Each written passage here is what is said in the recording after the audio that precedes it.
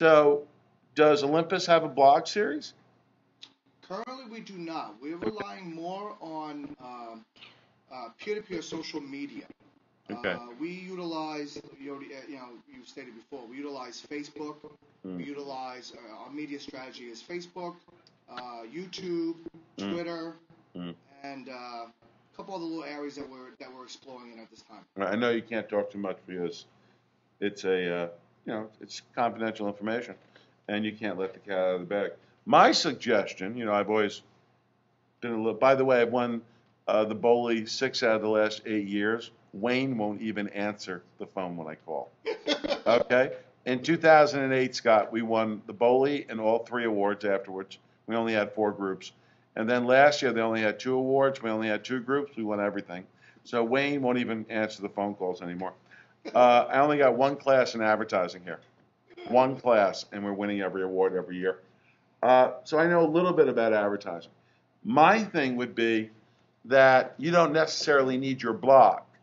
What you need is possibly an outsourced or a team internally that finds 100 blogs dedicated to the camera enthusiast, where you're RSS feeding, you're writing articles, you're the expert on the blog, not subversively, covertly, and you're always reflecting the brand through your expertise. So here you have comments. You can subtly put it out there in the sense of, how do you like this?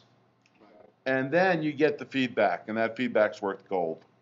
If uh, if I may just jump in there for a second, Please. we do what we coin inside here a social assessment. Good And move. basically, what we do is we don't enter any social media conversation unless we understand where the conversation is happening, how it's being told, and how we can put the relevance in that conversation that gives a benefit to the brand. Yeah. That's Yeah. a And that's a and big statement. A lot of people, a lot of corporations today are jumping on the bandwagon thinking they're going to utilize social media as just another avenue to sell their product, but not understanding that the people or the customers are there or now have the power over your brand, where it used to be the opposite. it was totally the opposite. Yeah. Scott, great book. Chaos Scenario, Bob Garfield, heavily recommended. Editor of Ad Age. Just go to chaosscenario.net. It's online to read chapters. I'm up to chapter 17 of 30. Everything he says was what I've been teaching for the last couple of years. That a good friend of mine, Barry Cohn, who now works for NBC, used to work for Cablevision. You may have been on the tour that day. You may have been on the field trip and went to go see them. I was there. I think you were. I think you were. Uh, that was a little De Niro. Did you notice that? A little bit. Mm-hmm. I think you were. Uh, Barry is still a good friend of mine, which I can't believe. And she is now the vice president, executive creative director for Universal, for NBC Universal. Serious job.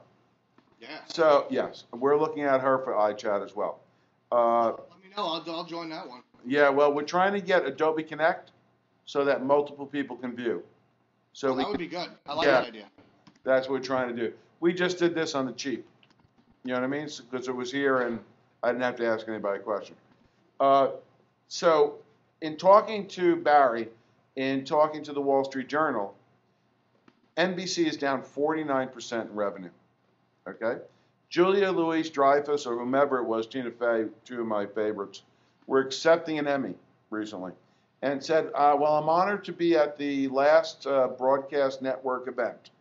My point being is, as you're talking about branching out into segmentation, into social media to gather your true information and to promote your brand, you're finding out that ad dollars or monies are not spent well on broadcast. We're seeing cable raise in the viewership levels, which is to me reflective of a segmented market. And as that market segments and IPTV comes into play more, where you now have a 46-inch monitor that's a browser. I know you know about this because of your positioning in the field. So now you got a browser that's 46 inches big. You got fiber optics coming into the house, maybe even dark fiber soon. You got internet too. You got accessible speeds. You got selectability. You have product placement. All of these things are being thrown into the mix. And the chaos scenario talks about how what you just said, how tables have turned, how now we're not dictating the product, the user is. So that's what Garfield is really saying, that now that the broadcast environment is going away, that model's on its way out. The user is selecting, there's no longer appointment television, okay? So the user is selecting their shows by simply clicking through the web. Now soon, there's going to be a Hulu-esque structure where you're going to gather your favorite shows a la TiVo and watch them on the web. Correct. And it's no longer going to be NBC, CBS, ABC. It's going to be a different structure where producing and programming has to do with the specific social group or the specific social genre. So you may be tapering your ads or reworking your ads to fit the hot points of that social group. You know, do they like to go outside shooting? Is it the Sierra Club channel? You know what I mean? So maybe we talk about a different product. Is it, you know, whomever, the engineers? Maybe we pitch it a different way. So you're going to get fragmented in your creative because the market is going to get segmented. Well, I mean, I think it's a valid point, Pat, and I think you did a good job of teaching me and everybody else I graduated with to be adaptable. I mean, just because technology is playing a stronger role today in my creativity than ever before doesn't mean I stop being creative with it. You have to be more creative. Yeah. You have to be more creative than ever. You referenced a book before, and I just want to just throw out this one also, just in case nobody's aware of it. There's a book out right now called Socialnomics by Eric Qualcomm, I think it is. Coleman, I think it is. Cool. It's Eric Coleman, Qualman. And the name of the book, again, is Socialnomics. Shoot me an email, too. I'm getting I definitely will. I tell you, it's definitely reinventing the way I approach social media and the way I embrace the power of word of mouth online or on TV or wherever, on my phone, whatever. Phone is TV. You know it. I keep telling everybody, you know, going forward, the next big step that's going to happen is going to be social commerce. I mean, the fact that I don't want to go to Best Buy, no disrespect to Best Buy, I don't want to go to any of the big box stores or bricks and mortar to go do shopping or hear somebody try to sell me something that they're not educated about it or may not even fit the need that I need. Scotty, this Christmas, it all changes. I want to hear what you have to say. I want to rely on you telling me that product worked great for you. That Olympus camera. Which goes back to the base concept of advertising, word of mouth. You know it. You know it. Right. You don't buy a car because that commercial. You buy a car because your neighbor has one and he loves it.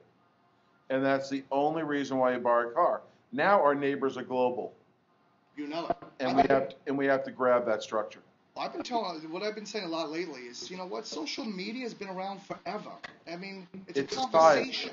It's society. That's all it is. That's all Except it is. now we got an easier thing to do it with. Yeah. Now we have a further reach. Now, I mean, yeah. Then you end up like somebody like me that just walks around with multiple devices. Scott, I just want to send you a link one day. 2000, I just say it, these guys all laugh at me, but I want to say it to you because you've known me since the early days. And you always knew I was a little bit short of medication. I wrote in 2007 on TechCrunch when iPhone came out that this was it. This was done. It was the game changer. Got laughed off the blog. Okay, so kept the link. Laughing now. Yeah, exactly. Well, I am because I didn't build an app yet. But anyhow, I kept the link and I sent it out to all my students the other day so they could see that I wasn't lying. But you've known me for 18 whatever years now. And you know that I've always been a little, you know, I don't know what you want to call it. I don't want to use the word visionary because that's very hubristic or whatever. But I've always been looking down the road. Always. And, always. And Larry